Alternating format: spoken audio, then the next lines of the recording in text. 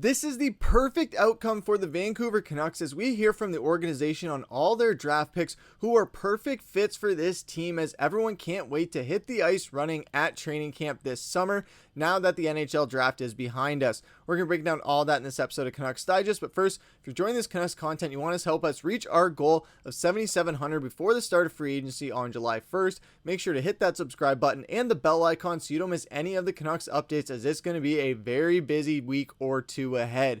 And with that, let's hop straight into it with our only topic of the day, which is the draft truth revealed. So we all know that these were the Vancouver Canucks draft picks, as we saw over the course of the weekend. In the first round, we took at 15th overall Braden Coots. A lot of people thought we were either going to get Eklund with that pick or just trade that pick. I was riding the Coots train pretty damn high because I thought for sure it was going to be a done deal. We got him, and we ended up getting it. In the second round, in 47th overall, you got Alexei Medvedev from the London Knights as a goaltender. And then in the third round, with 65th overall via the San Jose Sharks, we took center Kieran Dervin, and from the Kingston Frontenacs, mind you, from the OHL. Then in the fifth round at 143rd, Wilson Bjork from the Swedish League. And then as well in the sixth round and the seventh round, we took Gabriel Chiaro and Matthew Lansing, two more centers to round out a very center-heavy draft. And we're going to touch on that in just a little bit. But Director of Scouting Todd Harvey was speaking to the media yesterday, with the media, talking about all the different draft picks once all the draft rounds wrapped up, and they were able to talk fully on them. Talking on Braden Coots, who they took in the first round, he said he's a great kid, leadership qualities, he skates well, he drives, plays hard, and he goes to the inside. He's got the skill to put the puck in there and make plays. He plays the whole rink. He doesn't play one end of the rink. He's a 200-foot player and a real good person. Now, this was a player that the Canucks, they brought him out to dinner. They went and they met with him. They spent a really good evening with him, it seemed like, where they talked about a lot, tried to get a sense of who he was as a player on and off the ice, and they see a lot of leadership potential in this kid. And we've seen them talk on the draft show and even on our episode when we talked about the reaction to drafting him. If you guys want to go and check that out, link it down below or at the end of this video at the suggested videos. But it was a really fun video where we got a really good raw reaction to the draft. But overall, this is a guy that could potentially be our next captain once Quinn Hughes is gone. It's a very realistic possibility that we do lose Quinn Hughes once his contract expires, and likely to the New Jersey Devils. But if that does happen, we got to prepare for the worst and hope for the best in this scenario. If that does happen, Braden Coots, the youngest player in WHL history and in the Seattle Thunderbirds franchise history, and this is a guy that could potentially be that successor to Quinn Hughes as far as leadership is concerned. Is it going to match the talent? We'll see how that translates. It's going to be very hard to replicate that. However, with Braden Coots, I love the leadership that this kid brings, and he brings a lot of upside and potential. But it didn't stop there as we go on to the second round pick, which was Medvedev, the goalie out of the London Knights, saying that he's a calm kid, a big kid. He moves well in the net and never seems to get rattled, and he has that presence in there. It makes the team in front of you play a little calmer. We thought he was our guy. We kind of targeted that, and that was a good pick. This guy's a good goalie. We're pretty happy with him. I think he's going to show next year that he's ready to take the workload. For him to take the net in London next year and run with it is going to be big for him in his development. And then there's also some other things as far as his development. But Medvedev, this could be the guy that ends up replacing Artur Shilov's. It's crazy to think that even just a year after Artur Shilov's big coming out party in the playoffs and then winning Calder Cup MVP, now he is probably on the trade block where the Canucks can get a lot of assets for him rather than Thatcher Demko, who's going to be demanding a massive payday at the end of his contract. I don't know why the Canucks are considering it when he's probably going to be one of the highest paid goalies in the NHL, or at least want to be, when the Canucks have Medvedev and Shilovs and Lankinen all within their system, where Shilovs is developing at a really good rate. But I totally understand as well on the Canucks side of things, they want to make sure they have that insurance with a solid Vezina caliber goaltender, because that's what you need to win a Stanley Cup. You need a big goalie like that, and that is going to be key. But one of the things that he was asked about as well from Harvey was about Ian Clark and his involvement within the team and the draft process. He said, obviously, Clark has a lot to say on that.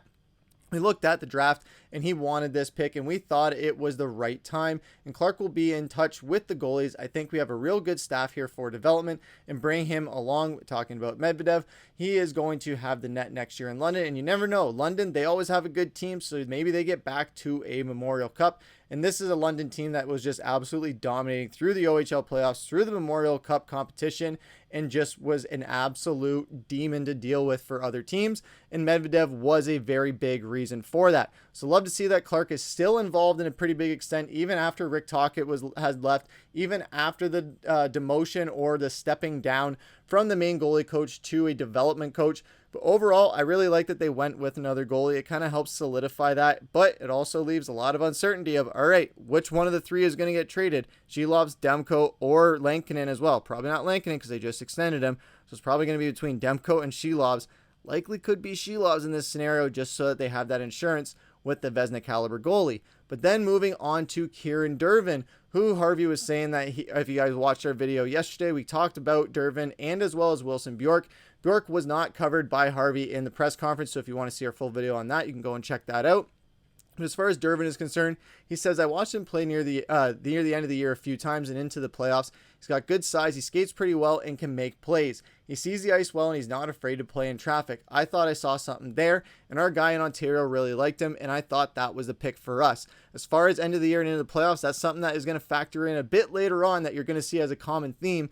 But Dervin was a guy that we were all very high on. We called him a beast in our last video just because he's not he's not a very big guy, but he's a very physical player. He's going to fight tooth and nail every shift, and that is a guy that you want who's going to maximize his ice time and just try and be an absolute demon for other teams to deal with, wreak havoc, and he's got Kiefer Sherwood to learn from as well. And then moving on to their next pick in the 6th round was Gabe Charo, and he was not having the richest production history. His career high in the OHL last year was 21 goals and 35 points. This marks the second time in the previous 3 drafts where the Canucks had taken a relatively unproven player at the junior level, but Harvey made sure to point out who that first player was and how he turned out. He said, well, you said that about Ty Miller too, but at the end of the day, you watch him play, he had a really good second half and started putting the puck in the net. He skates well, he plays a north and south hard game around the net, and those guys play in the playoffs. And then this was a common theme that we're going to see as far as the draft picks, and that was centers.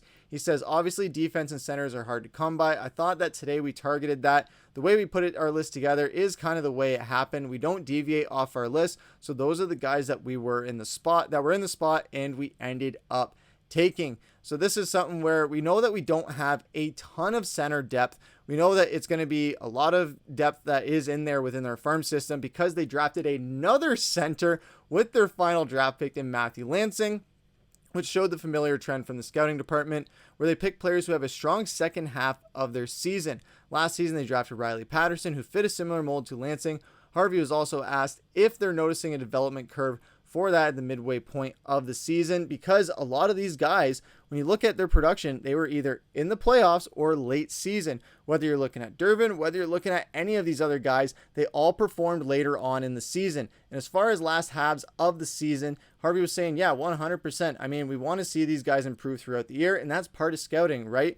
I think that sometimes it's not always going to be straight lines. Sometimes it's a little different for everybody. When you see guys take steps in their game at the right time and start pushing, it's almost like the light really goes off and they figure it out. And it's really good to see the guys have that and take the steps throughout the season. Now, obviously, this is something where you want your guys to turn it on when it matters most, and that is what we got with a lot of these guys. Whether you're looking at Lansing, whether you're looking at Charo, whether you're looking at Dervin, whether you're looking at Medvedev, who is a goaltender, but he turned it absolutely on when it matters, and as well as Braden Coots. So these are ones that these guys, they're not the flashiest of players, but the Canucks aren't known for taking the flashiest of guys. We've seen how they have a lot of finesse guys. They have a lot of guys that they can try and just catch teams off guard. This is a team that is in the market of not being counted as a favorite, having that chip on their shoulder and just surprising guys. And especially on a team where we don't have the massive center depth that other teams have, that is something where that's why Vancouver went and targeted a lot of centers. These guys are still developing, so that by the time that some of these contracts expire, we know that Pius Suter, that's really up in the air as far as if we're going to land him back. Elias Pettersson's not going anywhere. He's going to be here for a long time, whether you guys love it or hate it. Filip Hronek, it's uncertain what's going to happen with that contract scenario, as well as Teddy Bluger. He's going to be up for extension soon. So with those guys coming up for extension, and with the Canucks probably looking at what other veterans are kicking around or going to be available in the next couple of years, they probably saw the writing on the wall as maybe our luck is better put in the NHL draft. And yes, some unproven commodities, but at least we're going younger and some guys that can really develop, especially in a system that's headed by Manny Malhotra. But speaking on the draft picks overall, Harvey was saying that I'm very happy with every pick we've made. We made it for a reason. I love the fact that we have competitive people, we have good people, and people that want to be Vancouver Canucks. And I think that's the most important thing. You talk about Braden Coots, quality human being, and I think all the players we've selected, our guys have done the work on them, and they're quality people, and that's what's important. And at the end of the day, yes, you want somebody who's going to be a great guy on and off the ice. So it doesn't just matter what the talent they bring to it, because that can bring some arrogance or it can bring just a bad mentality to the locker room and to team morale. But overall, Vancouver, they did a really good draft this year. You guys have been in the comments or on social media. There's been a lot of reactions as well. But overall, I think it was a pretty solid draft for the Canucks, assessing the things that they needed to assess. We know our decor set, so they kind of could just kick their heels back and say, hey, we'll let other teams take these guys at defense, and we can just kind of hoard up on some centers and one winger and one goalie and see what happens from there. But what did you guys think overall on the Canucks draft? They did also make a trade, so stay tuned for a video on that and the details of what maybe motivated that as well and what the organization had to say on it. But overall, let us know what you guys thought of all their 7-round picks. I know they didn't have a pick in the second round, but they had a pick in almost every other round. So what did you guys think about the picks that the Canucks made this NHL draft? Do you think it was better than they did last year? I know my boy Anthony Romani was in that draft class last year, but Melvin Fernstrom not being a part of this team already goes to show that this Canucks draft class is probably going to be a little bit better than the last year's. But let us know what you guys have to say about it down in the comments below. But that's going to do it for this episode of Canucks Digest. I've been your host, Griffin. Take care.